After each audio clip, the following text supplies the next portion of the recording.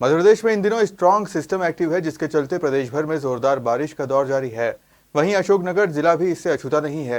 लगातार बारिश से नदी नाले पूरे उफान पर चल रहे हैं। पिपराई तहसील अंतर्गत भरका नदी भी उफान पर है, जिससे गिरता पानी झरने की तरह दिखाई दे रहा है। तो दूसरी ओर चंदेरी ललितपुर मार्ग स्थित राजघाट डैम से भी 2 से 2.5 लाख क्यूसेक पानी छोड़ा जाना है, जिसकी एडवाइजरी भी सहायक अभियंता राजघाट बांध ने जारी की है। राजघाट बांध के जल भराव क्षेत्र में पानी की आवक अधिक होने के कारण बांध का निर्धारित लेवल बनाए रखने के लिए अभी 86,000 क्यूसेक पानी छोड़ा जा रहा है। खबर मध्य प्रदेश भी आप सभी दर्शकों से निवेदन करता है कि सुरक्षित रहें और नदी तालाबों के पास जाने से बचें।